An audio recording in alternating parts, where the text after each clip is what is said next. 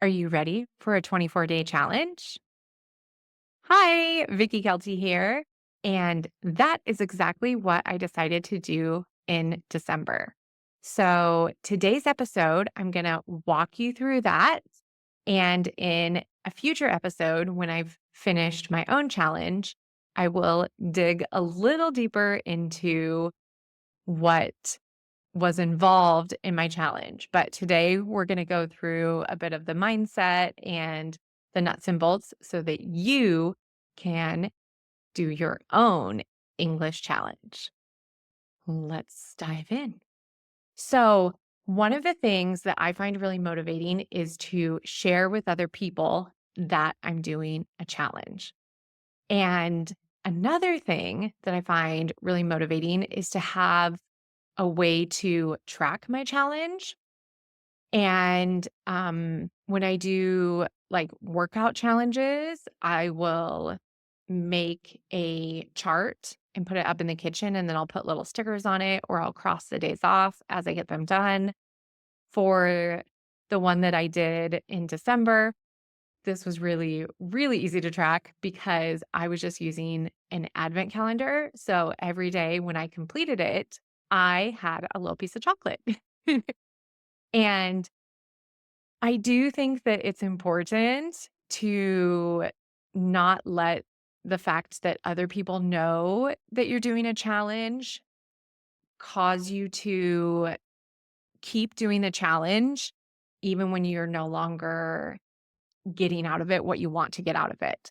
So I had a little pep talk with myself and said, Vicky, if you are not enjoying this challenge anymore, you can stop at any time. No shame, no judgment. You can shift the challenge. You can, and I did make some changes with it along the way, um, which I will not get into right now. And you'll see why at the end of this episode, why I'm kind of like leaving things so open. But yeah, so I just wanted to basically to give myself permission to stop if I wanted to change things if I wanted to, just to be really open to being okay with it changing as it needed to change, if it needed to change. And I think that just by having acknowledged that before I started, it allowed me to show up in a different way. And it didn't become like tedious or difficult. Uh, Of course, there were some days where I was like, okay, I guess I'll do this. But I had chosen something that was quite easy for me to show up for every day. And the little chocolate prize was just icing on the cake, so to speak. But yeah, so I just want you to make sure that one of your rules for yourself should be that you can have the freedom to stop, change, maneuver things as needed. And one of the ways that I actually prepared for that beforehand was I said, okay, in theory, these 24-day advent calendars, you open a little it's mine is made of cardboard. So you open the little cardboard window. I should have brought it in here. Hold on, let me go grab it. So if you're watching the video version of this episode, you'll get to see this little advent calendar that I have. A nice red advent calendar that says Merry Christmas, has a little picture of Santa Claus, and it has all the little windows. So you can see like this is 19. So you just pull back the little paper and inside would be a piece of chocolate, which there wasn't one behind that window because day 19 has already passed. I did it and I ate my chocolate. So, as I was saying, the idea is that you have one chocolate for each day. So, in theory, you're doing it daily. I don't really like to box myself in to daily type things.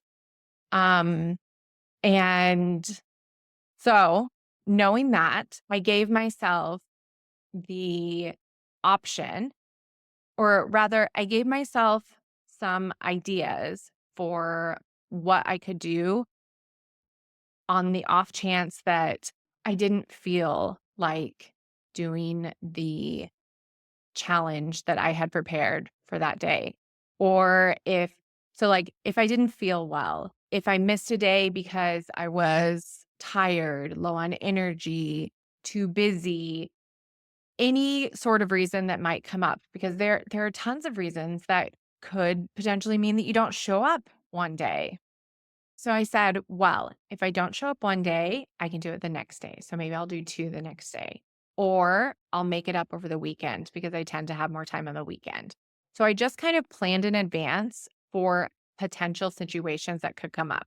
And honestly, they haven't come up. Usually I get it done in the morning and then I go on and go about my day. Sometimes if I don't get it done in the morning, then I shift it to the evening, but I've got them all done thus far every day. So I was actually really excited about that. And this is why these challenges tend to be a set little box of 24 days and not 90 days.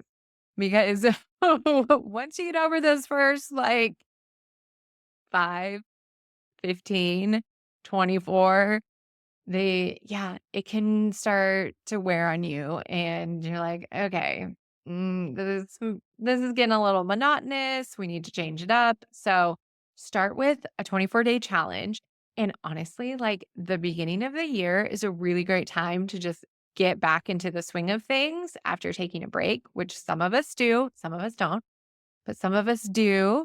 Um, between December and January. So that's why I'm throwing this episode at you in case that's something that might interest you. And now here's the part where I just invite you to think about what could you focus on for 24 days? What would you be interested in spending time with in English for 24 days? Little by little each day, maybe a couple minutes, maybe a longer length of time. You are in control of everything. And this is what I was saying at the beginning, that I'm not telling you right now what I did for my 24 days because I actually don't want to influence your decision. I want you to think about what is calling you. When you think about doing something in English 24 days, are you feeling the urge to do something fun with English? Are you thinking about something that kind of scares you, that makes you feel a little nervous to do in English? And that sounds tempting to try for 24 days?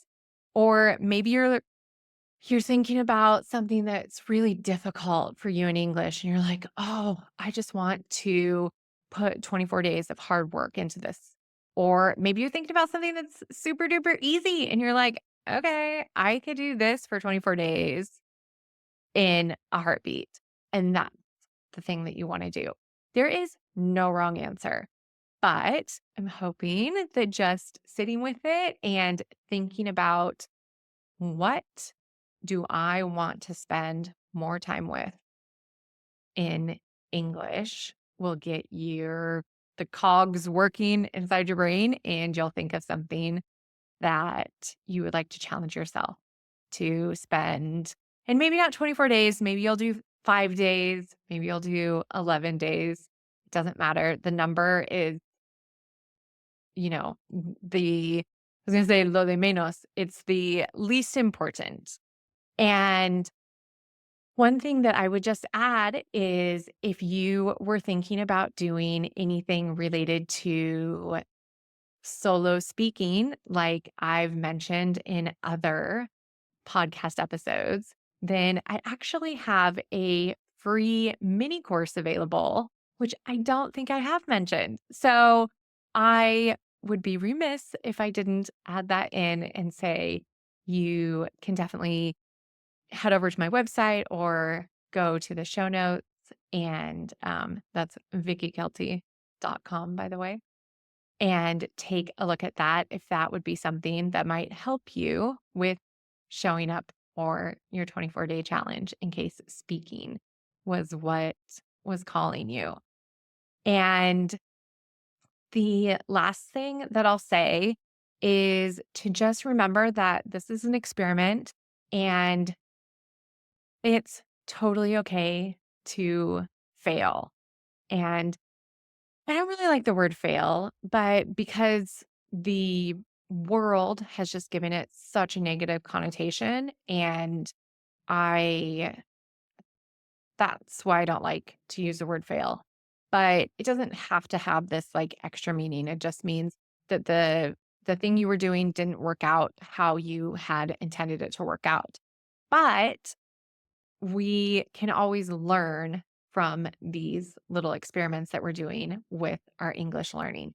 So, as I obviously will be doing with the Spanish and French practice that I did for my 24-day challenge. I will let you know in the upcoming episodes whether it was a success or a big fat fail with my 24-day challenge. And even if it was a fail, I'm going to have tons and tons of little nuggets of wisdom to throw at you and share. So we're all going to learn together from this experience. And I hope that you will share with me what it is that you feel inspired to do for your own challenge. And I await that email. So send it to me over at hola@vickykelty.com and tell me what you're going to challenge yourself with. All right, that's all from me. Happy learning.